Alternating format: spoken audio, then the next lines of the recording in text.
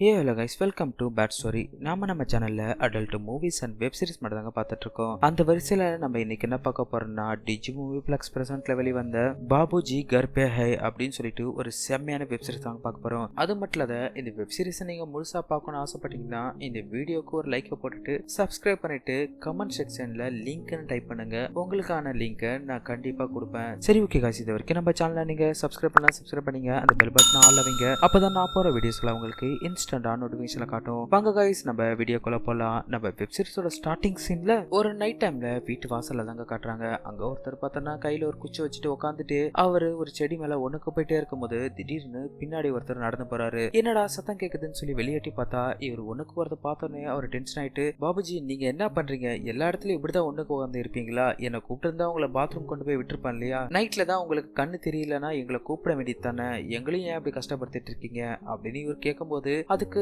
அவர் என்ன மனசுல நினைக்கிறாருன்னா, ஐயோ இந்த முறையே நம்ம தப்பான இடத்துல தான் உட்காந்து ஒண்ணுக்கு இருந்திருக்கும் போல, சரி ஓகே அப்படின்னு சொல்லிட்டு இப்ப அவர் என்ன சமாளிக்கிறாருன்னா, இல்லப்பா உனக்கு எப்படி நான் எப்படி கஷ்டத்தை கொடுக்குன்றதுனாலதான் நானே வந்து இது மாதிரி ஒண்ணுக்கு இருந்துட்டேன் அப்படின்னு சொல்லி சொல்லும்போது உடனே அவன் என்ன சொல்லுவானா, நான் சொல்றத நல்லா கேளுங்க, உங்களை ஒண்ணுக்கு கூட்டு போறதுல எங்களுக்கு ஒரு பிரச்சனையும் கிடையாது, சோ உங்களுக்கு எப்ப தேவைப்பட்டாலும் எங்களை கூப்பிடுங்க அப்படின்னு இவர் பேசிட்டே இருக்கும்போது இந்த டைமுக்கு வீட்டுல 2 பொம்பளைங்க இருப்பாங்க. அவங்க அந்த இடத்துக்கு வராங்க.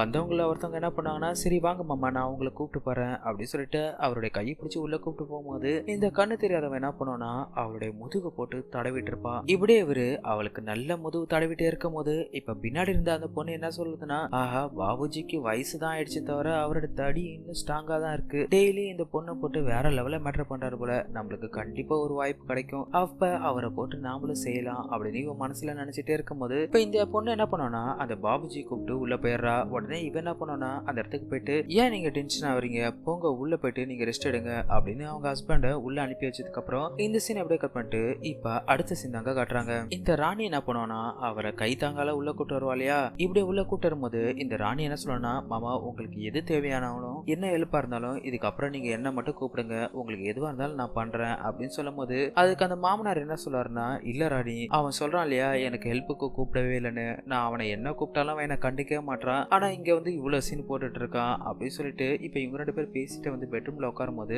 இப்ப அந்த மாமனார் என்ன சொல்றாருன்னா, என் வாழ்க்கையில நான் இப்படி எல்லாம் கஷ்டப்படுவேன்னு கொஞ்சம் கூட நினைச்சது கிடையாது, இவ்வளவு கஷ்டப்பட்டுட்டு இருக்கேன் அப்படின்னு இவர் ஃபீல் பண்ணிட்டே இருக்காரு. அப்படியே ஃபீல் பண்ணிட்டே இருக்கும்போது என்ன அமைதியா இருக்க, நீ போயிட்டியா அப்படின்னு சொல்லிட்டு இப்ப கையை நீட்டி அப்படியே தேடும் போது அவளுடைய மாம்பழத்து மேல கை வச்சுறாரு. உடனே அவன் என்ன பண்ணனா டப்புன்னு கை எடுத்துட்டு, இல்ல மாமா நான் இங்கதான் இருக்கேன் அப்படின்னு அவ சொல்றா. உடனே இவர் என்ன சொல்றாருன்னா, சரி சரி நீ போயிட்டியானுமா நினைச்சேன் அப்படின்னு சொல்லிட்டு இருக்கும்போது இப்ப அவன் என்ன கேட்பானா, சரி மாமா உங்களுக்கு ஏதாச்சும் உதவி வேணுமா சொல்லுங்க நான் பண்றேன் அப்படின்னு சொல்லும் போது அதுக்கு இவர் சொல்றாரு, இல்ல நான் கீழே விழுந்தேன் இல்லையா, அதான் எனக்கு உடம்பெல்லாம் ரொம்ப வலிக்குது அப்படின்னு சொன்னதுக்கு அப்புறம் இவன் என்ன பண்ணுவானா, சரி வாங்க மாமா அப்படின்னு சொல்லிட்டு அவளை அப்படியே நெஞ்சோட நெஞ்சா வச்சு அழுத்தும் போது அவருடைய மாம்பழத்து மேல படுத்த உடனே இவருக்கு செம சந்தோஷமா இருக்கும். ஆஹா இது ரொம்ப நல்லா இருக்கே அப்படின்னு சொல்லிட்டு இப்ப இவர் படுக்கும் போது, சொல்லுங்க மாமா உங்களுக்கு என்ன ஹெல்ப் வேணும் அப்படின்னு இவர் கேட்கும் போது அதுக்கு இவர் என்ன சொல்றாருன்னா, இல்ல நான் கீழே விழுந்தேன் இல்லையா, சோ எனக்கு கால் ரொம்ப வலிக்குது கொஞ்சம் பிடிச்சி விடுறியா அப்படின்னு சொன்னதுக்கு அப்புறம் இப்ப அவளும் சரிங்க மாமா சொல்லிட்டு காலை பிடிக்கிறா. இப்ப இந்த சீன் அப்படியே கட் பண்ணிட்டு இப்ப அடுத்த சீன் பார்த்தனா அந்த கார்த்தி தாங்க காட்டுறாங்க.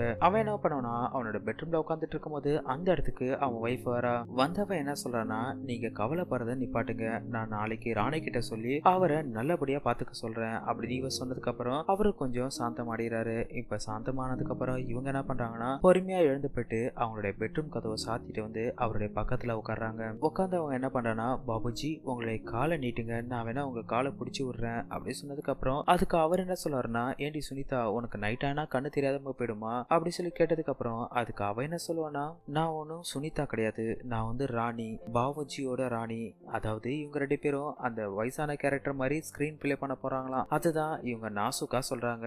இப்ப இவ என்ன சொல்லனா, சரிங்க நீங்க என்னோட காலை அழுத்தி விடுங்க, நான் வந்து உங்க காலை பிடிச்சி விடுறேன் அப்படி சொன்னதுக்கு அப்புறம் அதுக்கு அவர் என்ன சொல்றாருன்னா, ஓ நீ இப்படி எல்லாம் பேசுவியா, இவ்வளவு நாள் எனக்கு அது தெரியாத போச்சு அப்படின்னு இவர் சொல்லும் போது அதுக்கு அவ என்ன சொல்லனா, உங்களுக்காக நான் என்ன வேணா செய்வேன் அப்படின்னு இவ சொல்றா. இதை கேட்ட உடனே அவ ரொம்ப சந்தோஷப்படும் போது இப்ப அவ என்ன சொல்றானா, இன்னைக்கு நீங்க என்ன ராணியா நினைச்சுங்க, நான் மாமனாரா நினைச்சுக்கிறேன். சோ அப்படி மேட்டர் பண்ணனா இன்னைக்கு நம்ம கூடுதலாவே பயங்கரமான இன்பம் நம்மளுக்கு கிடைக்கும் அப்படி சொன்னதுக்கு அப்புறம் அவருக்கு சந்தோஷமாயிடுமா. அப்புறம் என்ன, அவளை மடியில உட்கார வச்சு அவருடைய மாங்காய் போட்டு செம்மையாக போட்டு கசக்கிட்டு பாருங்க. இது கசக்க கசக்க அவருடைய கண்ணுக்கு அவங்க மாமனார் கூட மேட்டர் பண்ற மாதிரி ஒரு ஃபீல் இருக்குங்க. அந்த அளவுக்கு இந்த சீனை எடுத்திருப்பாங்க. கிட்டத்தட்ட இந்த சீனு ஒரு 15 நிமிஷத்துக்கு மேல இருக்கும். அப்படி இவங்க 2 பேர் வெறித்தனமா மேட்டர் பண்ணிட்டே இருக்கும் போது இந்த சீன் எப்படியே கட் பண்ணிட்டு இப்ப அடுத்த சீன் தாங்க காட்டுறாங்க. இந்த சீன்ல பார்த்தனா அந்த ராணி என்ன பண்ணுவானா, அந்த பாபுஜிக்கு காலை அழுத்தி விட்டுட்டு இருப்பா இல்லையா. இப்படியே காலை அழுத்திட்டே இருக்கும் போது அவருடைய துணியை கொஞ்சம் கொஞ்சமா மேல தூக்குவா. மேல தூக்கிட்டு இருந்தவ என்ன பண்ணுவானா, அப்படியே பொறுமையா கீழே அழுத்திட்டே போயிட்டு அப்படியே முட்டி கால் வரைக்கும் அழுத்த அழுத்த அவர் படுத்து இருந்தவருக்கு உடம்பெல்லாம் ஒரு மாதிரியா ஏதோ ஒன்று பண்ணும். எப்படியே பண்ணிட்டே இருக்கும் போது அப்படியே இந்த சீனை கட் பண்ணிட்டு இங்க பார்த்தோன்னா இவன் என்ன பண்ணுவானா, சீக்கிரமா அடிங்க மாமா, உங்களுக்காக தான் நான் இருக்கேன் அப்படி சொல்லிட்டு அவளும் செம்மையா என்ஜாய் பண்ணிட்டு இருப்பா. அவர் என்ன பண்ணுவாருன்னா, ராணி உன் மேல எனக்கு இருக்க ஆசையை இன்னைக்கு ஃபுல்லா வெறியா தீர்த்துக்கிறேன் அப்படி சொல்லிட்டு அந்த ராணியை நினைச்சிட்டு அவரோட வைஃபை மடியில வச்சு வேற லெவல செஞ்சுட்டு இருப்பாருங்க. இந்த சீனை வெறியா எடுத்திருப்பாங்க. இப்படியே மேட்டர் பண்ணிட்டே இருக்கும்போது இப்ப இந்த ரூம்ல தாங்க காட்டுறாங்க. இந்த ராணி என்ன பண்ணுவானா, பொறுமையா அவருடைய காலை அழுத்திட்டே இருப்பா இல்லையா. அழுத்தினவ என்ன பண்ணுவானா, பொறுமையா அவருடைய முட்டி அதுக்கப்புறம் தொட இப்படியே அழுத்திட்டே இருந்தவ டப்புன்னு போயிட்டு அவருடைய வாழைப்பழத்தை தொட்ட உடனே அவருக்கு ஒரே சந்தோஷம். ஆஹா, ராணி நம்மளோட வழிக்கு வந்துட்டா போல, இதுக்கப்புறம் நம்மளுக்கு ஒரே ஜாலி தான் போல அப்படின்னு அவர் நினைச்சிட்டே இருக்கும்போது ராணிக்கும் அவருடைய மேல ஆசை இருக்கு போல.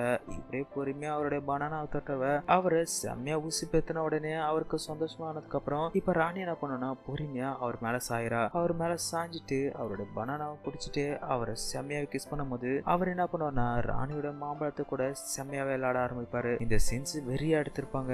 ராணியோட வாயில விரல வச்சு அவருடைய வாய்க்குள்ள விரல வச்சு செய்யற சீன்ஸ் எல்லாமே இருக்கு. செம்ம ஆட்டாவே இருக்குங்க. கிட்டத்தட்ட இந்த சீன்ஸ் ஒரு 5 நிமிஷத்துக்கு மேல இருக்குங்க.